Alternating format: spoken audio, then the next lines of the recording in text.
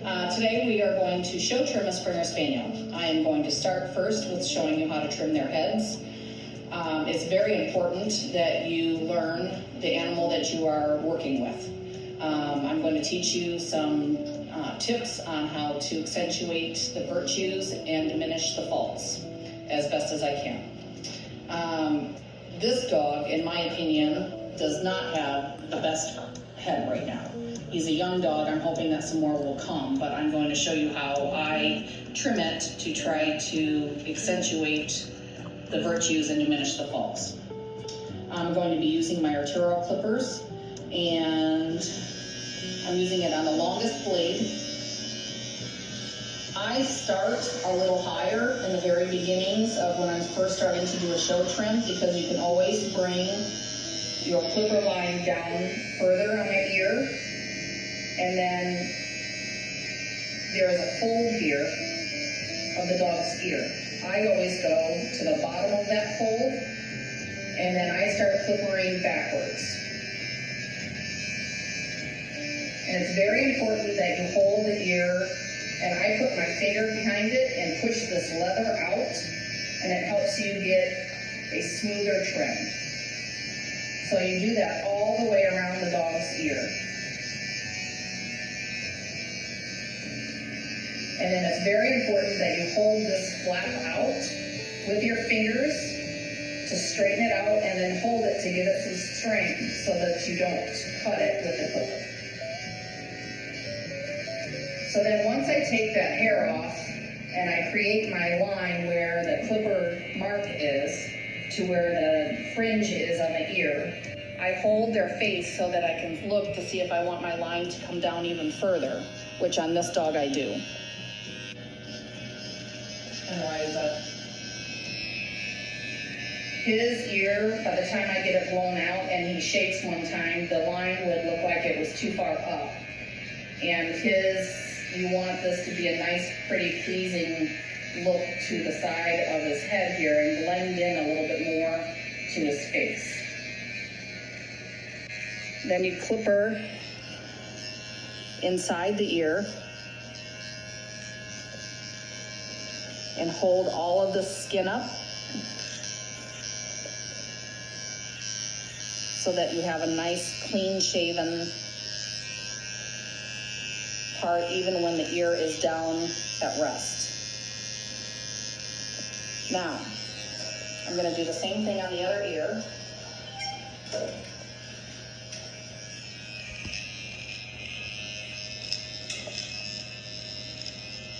I'm going to hold my flap out again.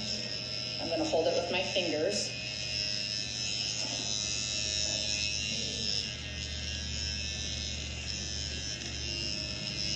And then it's very important that you don't keep going over your same line over and over and over again, because you will find some dogs have a little bit more sensitive skin than others, and you might irritate the skin. And then when I'm trimming, I go right up to the top of the ear, and then I lightly lift the blade. And then I hold the ear up and go all the way around the ear.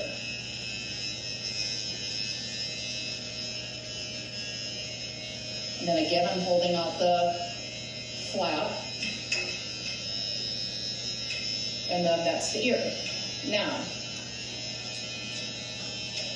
this dog, in my opinion, does not have enough foreface right now.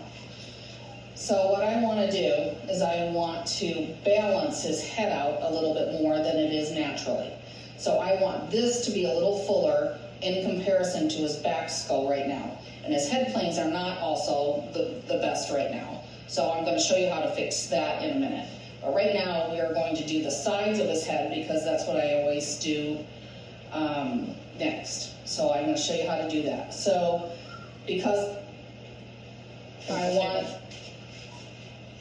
his back skull to match his foreface, I'm going to try to make this look a little smaller, because I can't add muzzle, but I can take hair off to the back of the back skull. So I hold back the ear, and the key to any trimming is to try to pull the skin as tautly as you can, because it will give you a better line. So I pull the ear back and go against the grain, come forward, and then lift. And I only come to the corner of the dog's ear, and then I stop. That's very important, because you don't want to come in here with the clipper blade, because that's the part of this dog's head that I want to fix. Now, if you have a dog that is the opposite, and you have a dog that has a full face, then you can take the clipper in here, but there's very few and far between dogs that have a very balanced, really good head. If you do, good for you. So I come in here, stop right at the corner of the eye. You can see my line that I'm coming down here. I pull the ear back. I'm going right to the top of the eye, and I'm stopping at the corner, and then I'm lifting my clipper a little. Now, you can see how I have the sides of his face. This is very tight in here because I'm trying to make this look a little smaller, his back skull. Now I want to take my clipper, and I'm going to go up to the top of the eye, but I'm very lightly lifting my clipper up. I'm going to do that on both sides. Okay, I'm going to do the throat first. Every dog is different. I had always been taught 2 fingers above the breastbone. That doesn't work for every dog. If you have a dog that has a little thicker neck and a dog that does not have a lot of neck, and you would like it to look like it has a little bit more neck, I come down on their neck a little bit more. But you have to be careful, because if you come down into this too far and then you don't like it, growing it out is very, very difficult, and it takes a really long time to grow that back. So always start a little higher, then utilize your mirror, which I always recommend you trim in front of a mirror for many different reasons, but we'll get into that in a minute.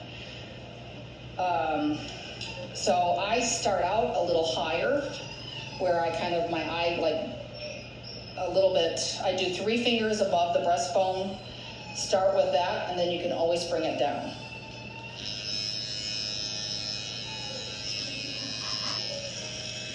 I go backwards. What length blade you got there? This is a 15 backwards.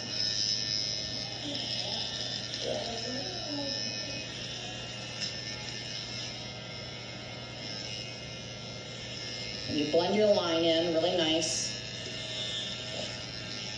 Now, when you go to do the sides, I come over a little bit further than most people do. I go to the very back of the ear. The ear ends here, so I'm going to take my clipper and I'm going to come all the way down to the back of the ear. And then we're going to blend that in with our thinning scissors. And then I just blend it in lightly with the clippers to the line that's on the bottom of the neck here. Okay, so after we have the sides of his cheeks done, I have the side of his neck trimmed. I'm going to move over here. I'm going to do the other side of his neck.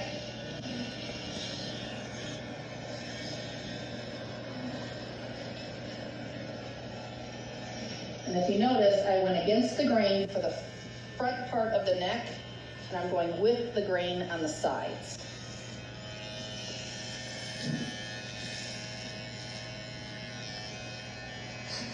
I'm going to the back of the ear and a straight line down. There. Then you can always look in the mirror after you get his underline done and look to see if you need to bring this line down anymore. But at least if you haven't gone down too far, then you can always bring it down a little bit more. You can't, it's very, very, very hard to bring it back up after you cut off that hair. Now, when I'm trying to build this hair up in here, I'm not going to take the clippers at all to this part of the dog's face. The foreface right here is a big circle with a line through it if you're trying to build this muzzle area up to match the back skull. So the only thing that I do in here is I very lightly take off the whiskers, and I take my fingers and I push this flap out in their faces. Get all that lip hair out of there. I do that on both sides. Very lightly take off the whiskers. Now you look to see what you have.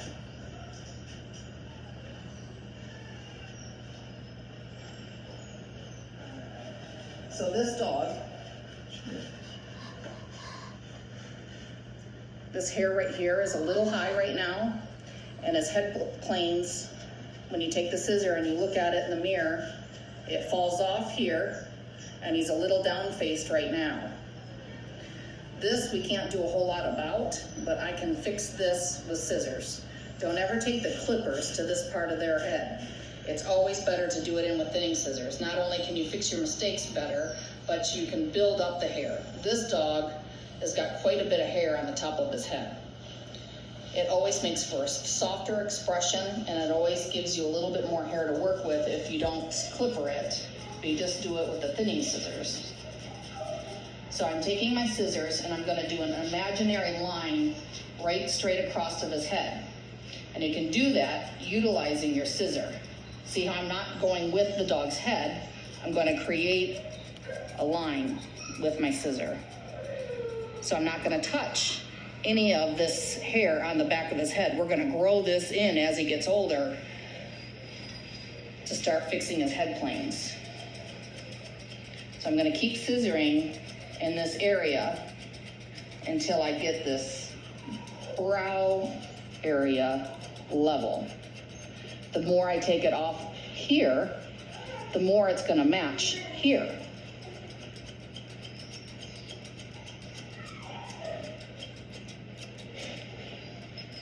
And then I open up my scissors to use the comb part, so I can kind of see where I'm at with their head. And then I can still look at it from the side and see that this still needs to come down a little bit more in here. So then I go against it a little bit so I can get a little bit shorter in here. And then now is where it's important to use a stone. And then I go in here with the corner of the stripping stone, and it just helps me get in there a little bit tighter, and it makes it softer than using a scissor in here. Now, if you have a dog that has really good planes, I still don't recommend that you use clipper on the top of their head. If you do it with a thinning scissor, it always gives you a much softer, more pleasing expression. Now in here, if you take this off with the scissors backwards, you can get this hair to stand out a little bit more so he doesn't look so pinched in here in his muzzle area.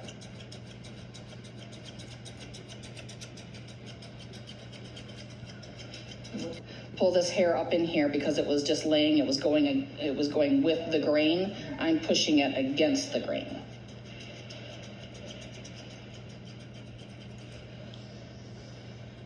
Now, he doesn't have enough hair right now to show you exactly what I'm going to talk about next around their eye.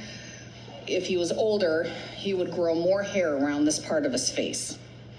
I call that raccoon eyes, and I'm going to show you how to fix that. You take your clipper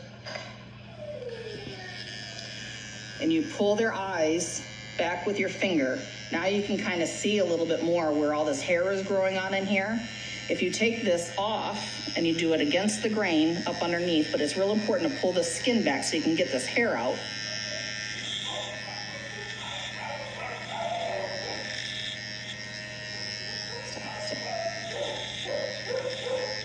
Now, I've taken that hair off in here, and I've actually built chiseling where his head wasn't necessarily broken up yet.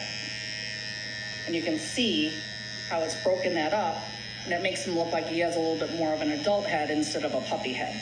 Now I'm going to do that the same on the other side.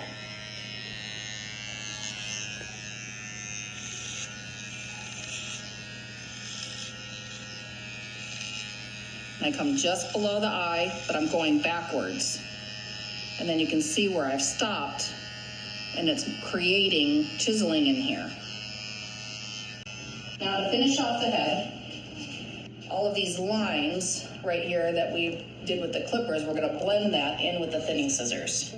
So we take the scissors, and I'm going with the grain just to blend in these lines on the side of the head.